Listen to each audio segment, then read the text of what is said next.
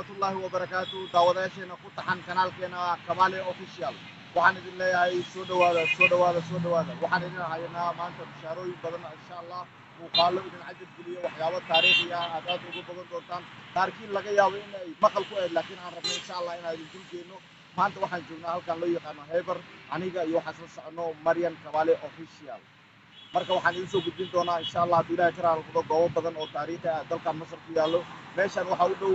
goobo badan oo aan xusi karno ama meesha aan dhihi karno wadanka Masar waa meesha kaliya ee shacabka Masar qalbigooda iyo meel walba ugu yaalo meeshaas oo loo yaqaano 6 Oktoobar ama 6 Oktoobar ama 6 Oktoobar sidaad u taqaano meeshaas waxa lagu bixiyay 6 Oktoobar waxay ahayd 1976 markii ay ciidamada Israa'iil iyo ciidamada Masar ku iskareen waa meeshii ciidamada Masar ay ku hakiyeen ama ay joojiyeen ciidamada Israa'iil calankoodan ay ka saareen oo degmadan waxa la yiraahdaa 6 Oktoobar meeshaan waxay suuro gelisay in laga saaro ama dibadda looga tuuro wixii meesha taagnaa ee cadowga ahaa Masar waxay adeegsatay xeeladii ugu dambeysay xoog ugu dambeeyay ciidamadeeda keedka ah ee loo yaqaano Jayshul Watan kuwaas oo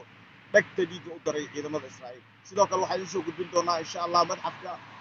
uu yaalo ninkii dunida ugu dhib badnaa ama shakhsiga ugu indhaadka dunida ee soo mara ilaa haddana aan leeynin oo yiri faqala ana rabbukum al-a'la wax badan quraanka aad ku soo maqasheen fircoon oo ilaahnimada sheegay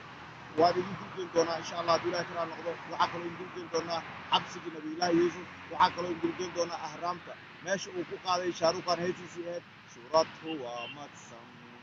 jaani jarne laga ciyaal filim waa saameyna kulli meeshaas waa idin dulgeyn doonaa meelo badan aan la soo koobi doonin ayayna haynaa haddii Ilaahay ka raali noqdo waxaad